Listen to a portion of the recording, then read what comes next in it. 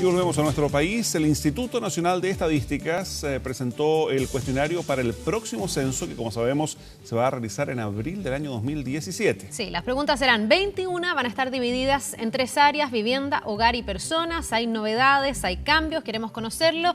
Estamos para eso con la directora del INE, Jimena Clark, para saber cuáles son las preguntas y saber el ensayo operativo que vamos a tener durante el mes de noviembre. Jimena, bienvenida. ¿Qué tal? ¿Cómo estás? Hola. Buenos días. Hola. A ver, lo primero, aquí hay una serie de muestras, ¿no? De facsímiles, ya que estamos Se las entrego. a cargo de los facsímiles. Quedemos listos. Estuvimos con tantos facsímiles durante las elecciones municipales, aquí tenemos otros, pero de lo que viene el próximo año. Dicho sea de paso, tenemos un nuevo feriado el próximo año, ¿no? Así es, el 19 de abril del próximo año. 19 de abril, que va a ser feriado Es un día miércoles, feriado pensando para el censo. Pero la idea es que la gente se quede en su casa esperando al encuestador. De hecho, por eso es un día miércoles. Como fue siempre el censo, en realidad. Como siempre ha sido, esa es la verdad. Muchos creen que han sido días domingos, pero la verdad es que tienden a ser días de semana y feriados y días para el censo. ¿Qué va a pasar con centros comerciales ese día, con restaurantes? Las preguntas clásicas, digamos, de las personas, quiénes van a tener que trabajar y quiénes no. Mira, es muy del estilo irrenunciable y en ese sentido los centros comerciales, digamos, grandes tienen que cerrar. Siempre la excepción está pensada para los almacenes pequeños, que qué sé yo, su propio dueño o dueña lo pueden abrir. Ahora, la idea es que no abran antes de haber esperado al censista o la censista y que hayan respondido primero las consultas, las preguntas, y luego de ahí pueden ir a abrir sus negocios. Jimena, ¿para qué se hace este censo abreviado? ¿Qué es lo que se busca saber? Porque siempre decimos cuántos somos, pero el censo tiene más objetivos que solo cuantificar a su población, ¿no? Sí, mira, de hecho el concepto abreviado se refiere a algo que ustedes acaban de decir. Son 21 preguntas, no son 42, 50. Ni 50, ni nada de eso. Es lo único realmente que es abreviado, porque todo el trabajo preparatorio no se puede saltar fases. Tenemos que llegar a todas las viviendas del país, no es que vayamos a ir a un sector sí y a otro no. Entonces solo son menos preguntas, ¿ya? Ahora, como tú bien dices, el censo no es para contar a la gente, más allá de que sí se contabiliza, realmente lo que se hace es que se caracteriza, ¿ya? Y luego con la información de los censos uno hace proyecciones de población. Todas las decisiones en el ámbito público, en el ámbito privado, requieren conocer algo tan básico como es, por supuesto, la cantidad de personas que hay en el país, sus características, pero más importante, la proyección. Pequeños poblados que están creciendo o al revés, la gente se está yendo a vivir a otras zonas, requieren ese tipo de información. En consecuencia, lo que está entre los principales objetivos de la información que se levanta es poder hacer proyección de población. Antes de ir al detalle de las preguntas que vienen, en la misma línea de lo que preguntaba Carla, cuando fue el debate y toda la polémica por el fallido censo del año 2012, varios plantearon que hoy día con los recursos que tenemos gracias a la tecnología, podríamos saber hasta en línea cuántos chilenos y chilenas somos hoy, con los datos que podría uno obtener, no sé, del registro civil, de nacimientos, de muertes, porque todo eso en la práctica está hoy día en uno o más computadores. ¿Qué se logra con esto, digamos, que no permite la tecnología? Mira, efectivamente nuestro país es un país que tiene muy buenos registros administrativos, que son los registros, por ejemplo, del Ministerio de Salud, Ministerio de Educación, Registro Civil y todo eso. Ahora, los registros tienen que conversar primero que nada, es decir, hay que ser capaces de combinar la información que está a un lado con la información que está en otro lado como para poder aprovecharla bien. Y son registros que se han levantado no para hacer estadísticas, en consecuencia tiene que haber procesos estadísticos que los validan y los convierten en estadísticas. La información respecto del cuánto la podríamos sacar, por un lado, nacimientos de funciones, pero también necesitaríamos información de migración. No tenemos buena información de migración completa como para caracterizar no solo a los inmigrantes o los que salen a nivel internacional, sino que quienes se mueven de una región a otra. El censo lo que hace es eso. De hecho, tiene todo un módulo de preguntas que pregunta respecto de dónde resides habitualmente, en qué comuna o en otro país, y si es que hace 5 años atrás dónde residías, lo mismo. Entonces, ese módulo es realmente la mejor fuente de información en términos de inmigración hoy día y que nos permite además hacer una buena proyección de población. Jimena, el 2012 se produjo una situación que fue la que de alguna manera alertó a la gente de que a lo mejor algo no iba a salir bien, que era que hubo personas que a su casa nunca llegaron a censarlo. Y después se dijo que en todo censo, incluso se mostraban y se comparaban en otros lugares del mundo, quedaban casas por censar o no se podía llegar a todos los lugares por razones topográficas, etcétera, o de geografía, digamos. ¿Cuál es el objetivo de este censo? ¿Va a llegar a cada uno de los hogares de los chilenos para que la gente en su casa sepa que sí tiene que llegar o que a lo mejor uno está en el margen donde no llega? No, mira, efectivamente el objetivo es llegar a todas las viviendas, ¿ya? Ahora, cuando tú haces un operativo tan grande en un solo día, siempre hay un pequeño porcentaje que no logras llegar y en esos casos tienes que llegar a los días siguientes. Y ahí van diferentes estrategias que se definen porque algunos accesos son muy difíciles por razones geográficas, como puede pasar en el sur del país, y entonces ahí hacemos colaboración con Fuerzas Armadas, aprovechamos barcazas o medios que ellos tengan para llegar a las viviendas, ¿ya? Pero eso es un porcentaje que tiene que ser pequeño. En el censo de hecho, como lo que vamos a hacer ahora, el grueso de la población tiene que ser visitada en ese día, ¿ya? Vamos a estar monitoreando porque siempre pueden haber situaciones particulares que impidan el acceso tanto en zonas urbanas como en zonas rurales, ¿ya? Si llega a pasar eso, efectivamente hay que volver a los días siguientes, ¿ya? O ir a los días siguientes. Pero el mensaje es que el grueso de la población, y por eso es un día feriado, y por eso el llamado que la gente espera a los censistas, es ese día. Ahora, insisto, antes de ir al detalle de las preguntas, yo creo que les han consultado bastante al respecto, pero cuando se tiene que reducir el número de preguntas, me imagino que ha sido un trabajo arduo el decidir cuáles dejar fuera. Y ya se sabe, por ejemplo, que no van a preguntar sobre religión, sí, algo que generó algún debate también. ¿Por qué no religión? Sí, porque lo que pasa es que es complejo, tú lo dijiste, pero aquí lo que hay que tener bien claro es cuáles son los dos objetivos principales. El primer objetivo es un objetivo demográfico, que tiene que ver con hacer estas proyecciones de población, y no solo a nivel país, sino que país, región, comuna, área urbana, área rural. El censo permite hacer proyecciones para áreas geográficas pequeñas. No hay otro instrumento estadístico ni de ningún tipo que permita hacer eso, ¿ya?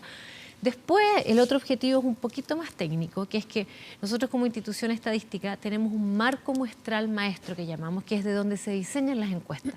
Este marco se tiene que actualizar con esta información del censo y eso permite que los futuros diseños de encuestas, las muestras, van a generar más precisión en los resultados. Por ejemplo, una encuesta de discapacidad. La pregunta de discapacidad no está en el censo, claro, ¿ya? Pero no está porque, por un lado, es una sola pregunta que difícilmente va a reflejar la situación de discapacidad. Por otro lado, nosotros acabamos de hacer una encuesta de discapacidad que sí da mucha información sobre no solo la situación física que tienen las personas, sino que de entorno también, que a veces dificultan muchísimo una situación física particular. Y luego hay otras preguntas que quedan fuera porque van saliendo temas emergentes que en algún momento son válidos y en otros no, ¿ya? La pregunta de religión no es una pregunta que sirva, digamos, para lo que es proyección de población, no apunta netamente a ese objetivo, sino a una caracterización más general. En el pasado también, de hecho, había otro tipo de preguntas respecto a si en el hogar había refrigeradores, televisores, celulares. Hoy día esas preguntas no son tan útiles para hacer la estratificación socioeconómica. Sí lo es educación. La educación termina siendo la variable más relevante a la hora de identificar la estratificación socioeconómica y, por supuesto, hay un módulo de educación. Ahora, en esa estratificación socioeconómica hay preguntas que por lo menos a mí me va a costar mucho responder. Por ejemplo, lo que tiene que ver con la vivienda, incluso de la materialidad de la vivienda. ¿Por qué se pregunta, por ejemplo, qué material hay en el techo, qué tipo de piso tiene mi casa? ¿Para qué sirve ese tipo de preguntas que son técnicamente difíciles? Sí. Yo no sab- no Primero sé. que nada, recordar que este es un censo de población y vivienda. Sí. ¿Ya? Y desde el año 1952 que ambos censos se realizan en forma conjunta en nuestro país. Y, por supuesto, parte de las necesidades de información de vivienda son esta cosa tan compleja para algunos de nosotros y técnica, pero por lo mismo el formulario se conoce de antes y también vamos a tener una explicación de cada una de las preguntas y sus alternativas para que la gente sepa cómo responder y sepa qué es lo que le van a preguntar y qué no le van a preguntar, que también es un tema importante. Entonces, este módulo de vivienda, digamos, obedece a las necesidades propias como para ellos continuar con los programas, no solo de acceso a vivienda, sino que mejoramiento de la calidad de las viviendas. Ahora, es un hecho público y conocido la crisis de confianza que estamos enfrentando como país y ese también yo creo que es otro de los desafíos, porque varias de las preguntas que aquí aparecen son preguntas tremendamente personales, por de pronto desde el nombre y el apellido, y el cuestionamiento está en uno, la identificación del que va a hacer las preguntas, del que voy a dejar ingresar a mi casa, a mi departamento, a mi vivienda. Y lo segundo, la constancia y el hecho de que lo que yo vaya a responder no sea mal utilizado. Que el día de mañana no sea una base de datos del ISAPRE, de la AFP, del que me va a ofrecer un crédito. ¿Qué pasa con la privacidad de la información y la persona que va a ir a hacerme las preguntas? Mira, qué bueno que me hagas esa pregunta, porque efectivamente hoy día nosotros tenemos que preocuparnos del ámbito seguridad, tanto para los censistas como para los hogares, que queremos que abran la puerta, ¿ya? Entonces, ahí hay todo un conjunto de monitoreos que vamos a tener ese mismo día, de manera de si por alguna razón ocurre algo imprevisto, que puede no necesariamente ser un ataque, puede ser un accidente, algo ni Dios lo quiera, pero tenemos que estar preparados para cualquier cosa que ocurra que pueda afectar la seguridad. Ustedes saben bien que por estadística algo necesariamente va a ocurrir. Y además hay redes sociales que hoy día comunican todo en 0 segundos, ¿ya? En una milésima de segundo. Pero tenemos que prepararnos para eso y hay herramientas para hacerlo, con lo cual vamos a estar monitoreando eso. Eso respecto de la seguridad. Respecto, en términos más genéricos de la seguridad, los censistas van a andar con una identificación. Una identificación que se puede validar. Vamos a tener un call center y vamos a tener un sitio especial para que las personas que se sientan un poco inseguras puedan comprobar que esa persona es un censista o una censista, ¿ya? Ahora, en términos de la información, la parte que tú viste, que se pide nombre y apellido, es parte del módulo hogar, que se llama, ¿ya? ¿Por qué? Porque este censo tiene 3 partes. Un módulo vivienda, preguntas propias de la vivienda, un módulo del hogar, en donde se identifica cada uno de los integrantes. Primero que nada, dentro de la vivienda se pregunta cuántas personas durmieron aquí anoche. Y de los que durmieron aquí anoche se hace una consulta para saber cuántos hogares están conformando. Puede que haya una vivienda con 5 personas y 2 de ellos son un hogar y los otros 3 son otro hogar. Entonces luego hay un módulo para cada uno de los hogares. Y dentro de las preguntas de hogar, básicamente son de identificación. El nombre, ¿ya? Y la relación de esa persona con el jefe o la jefa de hogar, ¿ya? Se pregunta sexo, se pregunta total, pero eso es solo para saber, para asegurarnos que todas las personas están consideradas cuando alguien esté respondiendo. Porque lo que ha pasado en la historia de los censos es que las personas tienden a no mencionar a las guaguas, por ejemplo, lo cual es como bien curioso, o a las personas de mucha más edad. Entonces hay que asegurarnos en esa parte inicial que están todos contabilizados. Jimena. Y solo para terminar, después el tema de la información que yo declaro. Nosotros como institución estadística estamos sujetos a algo que se llama secreto estadístico, que penaliza cualquier tipo de filtración o divulgación con cárcel. O sea, es de las penalizaciones más caras que hay y, por supuesto, tenemos que adoptar otro tipo de monitoreos, digamos. Los censistas van con un supervisor que controla que el trabajo se haga en forma adecuada. Incluso estoy pensando, perdón, no sé, un inmigrante que esté en condición de ilegal y que no quiera dar a conocer la información de él o de su grupo. Ya, pero si te fijas, otra buena pregunta, si te fijas, en las preguntas de inmigración solo se pregunta dónde vivías, o en qué comuna vivías o en qué país vivías hoy, habitualmente, y 5 años antes. No hay nada, absolutamente nada que tenga que ver con legalidad o ilegalidad. Pero se puso con el nombre. Y nombres, datos. Pero tú puedes dar el puro nombre. O sea, si no quieres el apellido, puedes dar el puro nombre. Eso quería preguntar, ¿ya? Jimena. ¿La gente puede contestar esto de manera parcial? ¿Alguien podría decir, yo te contesto todo, pero no te doy mi nombre? ¿O yo te contesto solo lo que yo te quiero contestar? ¿O es obligatorio o es absolutamente voluntario? No, ¿Dónde está el límite? el llamado es que respondan todo, porque claro, si yo quiero responder algunas cosas nomás, la edad, por ejemplo, es algo que... Bueno, Sí, no toda la gente ustedes se ríen, sí. pero de verdad que es algo que tradicionalmente se ha llamado a revelar la verdadera edad. Pero no hay preguntas que sean tan invasivas. No hay nada, por ejemplo, que tenga que ver con nivel de ingreso, ¿ya? No hay nivel educacional, es una pregunta que alguien podría sentirse un poquito incómodo, pero todo esto al final del día es para el beneficio de las mismas personas. Por eso que tenemos el cuestionario hoy día ya disponible. Vamos a agregar además preguntas frecuentes sobre las mismas preguntas, dudas que la gente pueda tener para que las pueda ir desde ya conociendo. Tú podrías hacer el cuestionario y tenerlo completado, digamos, y cuando llene el censista, no es que se lo pases, pero te sería mucho más fácil responder las preguntas que te va haciendo el censista. Fija, entonces estamos entregando de alguna manera toda la información que se puede para que la gente perciba que esto es un proceso que quiere ser inclusivo, no solamente porque queremos que las personas participen, sino que la gente se entere, se informe de la importancia de tener un censo en un país. 19 de abril, entonces, los resultados, ¿cuándo debieran estar? Mira, hay dos ya tipos, a nivel global, digamos? hay resultados preliminares, ¿ya? Y esos tienden a estar como un par de meses después. Y están los definitivos. ¿Meses después, tanto tiempo? ¿No? Sí, porque lo que ocurre es que aquí tú sales a terreno y el sector que le toca a cada censista puede tomar diferentes tiempos ya en levantar la información. Yeah. Luego vuelves al local, hay un control de calidad, después la información toda va a un lugar centralizado y se empieza a hacer lectura óptica de los formularios. Entonces, es complejo, digamos, ¿ya? Casos como un hospital, no sé, o sea, lugares donde, no sé, un internado. Sí, los hospitales, las pensiones, los hoteles califican como viviendas colectivas.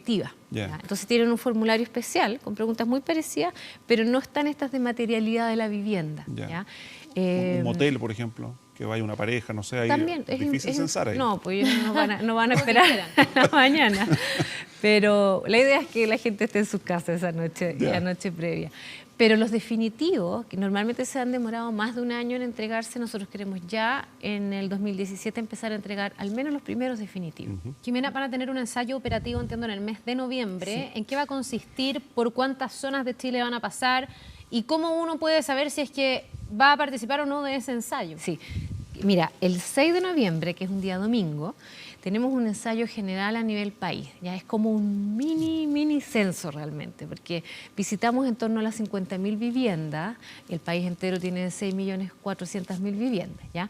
Pero nos preocupamos de estar en todas las regiones. Tenemos 23 comunas en donde se va a hacer el ensayo, pero 2 de ellas solamente son comunas completas, que es Mostazal y Nogales. En el resto de las comunas es un subsector, es como, por ejemplo, un par de, ni siquiera un barrio entero, un par de manzanas. ¿Ya? Ahí están delimitados. Y lo que hemos hecho es que hemos dado a conocer en el mismo sector, y vamos a intensificar eso en la medida que nos acercamos a noviembre, el sector donde se van a censar a las viviendas, a las personas. Porque no es la idea que uno esté esperando que lleguen y a lo mejor está totalmente fuera de ese sector. Entonces, solamente aquellos que les corresponde participar de ese ensayo, por delimitación geográfica, ellos van a ser avisados realmente. ¿Cuántas personas van a salir a encuestar en definitiva? 4.000 personas, 50.000 viviendas, y lo que se hace ahí es que se testea todo el conjunto de procedimientos que tenemos definido para el censo. Es decir, es un ensayo como todo, imagínense una obra de teatro, cuando tú haces el ensayo final, eso es lo que vamos a hacer. Eso es el ensayo, pero el día para el próximo año a nivel nacional 500.000 personas. Son 500.000 personas, claro, pero ya todavía están ubicando gente, contratando gente, capacitando gente. ¿Cómo va a ser ese proceso para quienes eventualmente deseen participar más activamente? Sí. El proceso de reclutamiento hasta ahora ha sido bien pasivo porque estábamos con todo lo que era precenso e informarle a la gente que iban a pasar a sus casas a hacer solo 3 preguntas. Ese proceso ya acabó. Ese proceso nos entrega insumos para planificar el censo, el día del censo. Y hoy día lo que estamos partiendo es efectivamente un reclutamiento más activo. Estamos con reuniones con rectores de universidades, con el mundo educacional secundario, digamos. Fuerzas Armadas participan a veces también, ¿no? Siempre. Aquí hay toda una estructura de coordinaciones en donde hay una comisión nacional que preside el ministro de Economía y participa el Estado Mayor Conjunto y varias subsecretarías. Luego hay comisiones regionales, provinciales y comunales. ¿Ya? Las comunales las presiden los alcaldes, las alcaldesas. ¿Son todos voluntarios? ¿Se les va a pagar? No, ellos son parte de la coordinación y no voluntarios, digamos, parte del rol que tienen cada uno. ¿Ya? Entonces, la idea es que ahí vayan bajando los lineamientos a nivel nacional, pero para cada uno de los territorios. Ahora, en lo que tiene que ver con el reclutamiento, la idea, tenemos nuestro sitio, censo2017.cl, hay un formulario para inscribirse, pero también la idea es empezar a hacer cargas masivas, por ejemplo, con los chicos de las universidades, de los centros de formación. ¿Y hay remuneración, Jimena, o es absolutamente voluntario esto? Mira, tenemos contemplado algo que llamamos compensación de 15.000 pesos para los voluntarios que no sean sector público, ¿no? Porque quienes somos del sector público tenemos... parte del trabajo. Claro. Entonces, ¿Por qué está pensado eso? Está pensado porque el día que uno sale, si bien vamos a entregar una colación que es algo, una cajita de leche y un cereal, pero es algo pequeño, la gente está todo el día en la calle trabajando, entonces, o buena parte del día. Entonces, esta compensación es para que ayude a algún tipo de alimentación que quieran llevar consigo o a algo de locomoción. ¿Y esa persona en promedio cuántas viviendas va a tener que censar? El promedio, hay harta diversidad, pero el promedio son como 20, pueden ser en torno a las 15, 20 viviendas. Va a trabajar más que vocal de mesa. Bueno. Y les va a trabajar menos. Pero en términos, hay sectores que tienen mucha densidad de población. Entonces la idea es que encuesten unas 60 personas más o menos. Entonces hay una combinación entre el número de viviendas y el número de personas. Esa información la obtenemos con el precenso. Por eso que cuando asignemos los sectores a los censistas vamos a usar esa información para que tengan estos promedios. Perfecto. Censo2017.cl, entonces ahí pueden encontrar información, gente que a lo mejor nos ve y que quiere participar del proceso y quiere ser reclutado como voluntario. Ya hablen con Hacienda para que suelte un poco más ahí.